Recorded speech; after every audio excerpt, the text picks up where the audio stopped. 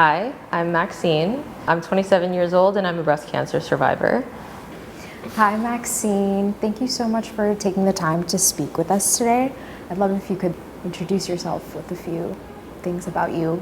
I'm originally from Miami, Florida, and I moved to New York in 2018 to study graphic design, and I've been working as a designer since then. When were you first aware that something may have been off health-wise, and what was the diagnosis process like for you? So around this time last year, I was just taking a shower, feeling my body, cleaning my body, and I noticed something off on my left breast and tried not to freak out about it, but everyone around me was telling me to not freak out about it. And then I was just like, this feels off. Something feels off. I'm just going to trust myself. I don't care if I sound crazy to the doctor.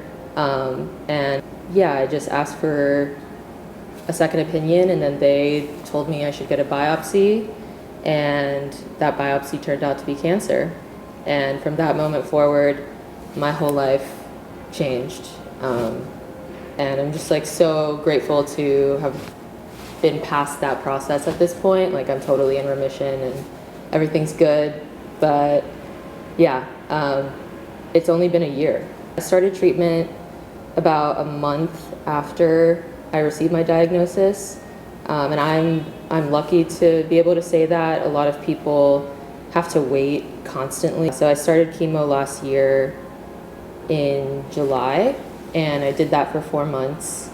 And then I had to get surgery, a double mastectomy, and then I got reconstruction, and then I had radiation for 2 months.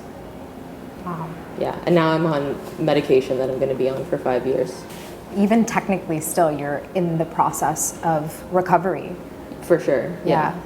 Well, what do you wish more people knew about how breast cancer can affect non-physical aspects of life? Very layered question. Yeah, I think as a woman, I can only speak from my perspective. It's something that is scary to experience and something that you're not sure is going to come back. It's definitely given me new perspective on what it means to be confident and what it means to love yourself in ways that people can't necessarily see with the naked eye. Before this, I had very long red hair, and now it's growing back a different color. So that's like a huge thing I have to adjust to and kind of understand what that means for me going forward, because I never imagined I would have to not have my hair color. And same with my body. My body is different. My reconstructed breasts are not what my natural ones were, and I'm only 27. So it's a huge adjustment when it comes to thinking about what makes you confident, thinking about what makes you feel valuable.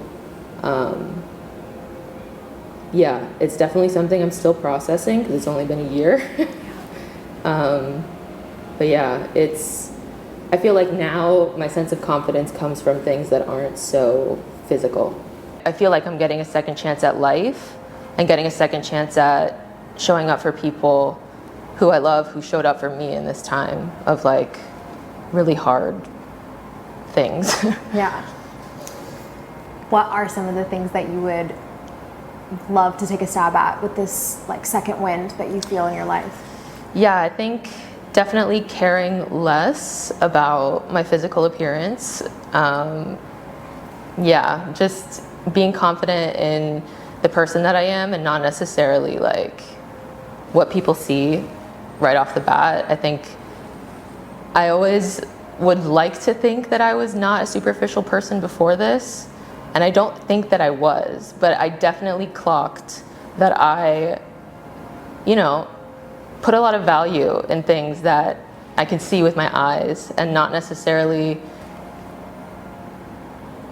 giving myself as much value because of who I am. What are some ways that you can be a better member of somebody's support system if they're going through a breast cancer diagnosis? Yeah, it's an important question. I feel like obviously the answer varies from person to person, but what was helpful for me was a lot of my friendships showing up for me in ways that I guess my family couldn't, in terms of like keeping things light, making me laugh,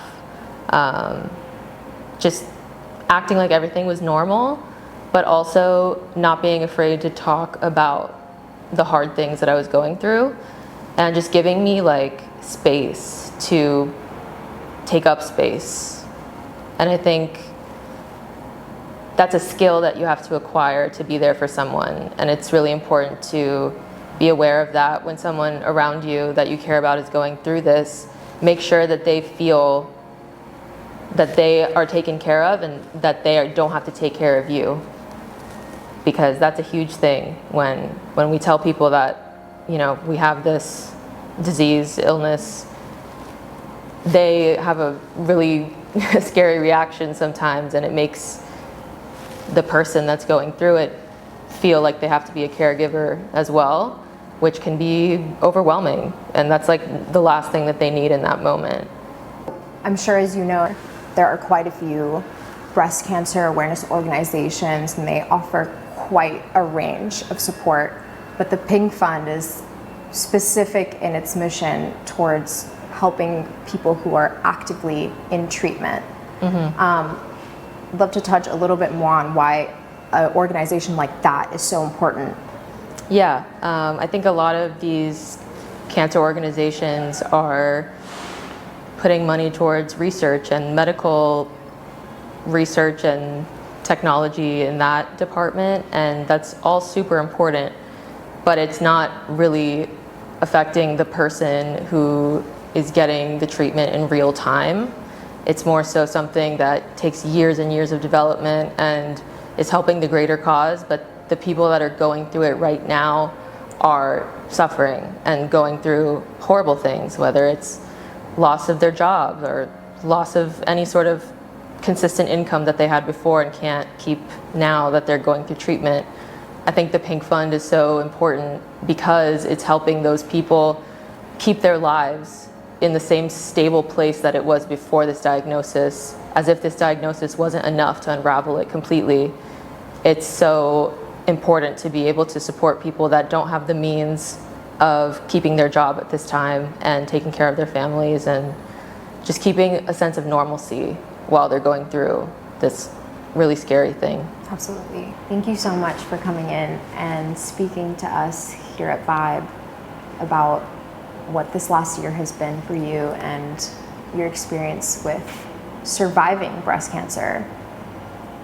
Thank you for having me. I've never done something like this, and I feel special and privileged to be here and to be a part of something that is giving back 100% to the Pink Fund and people going through treatment currently and need financial help. I think that's so important and something I was thinking about throughout my whole journey, and I just want to give back in that way. Thank you for having me.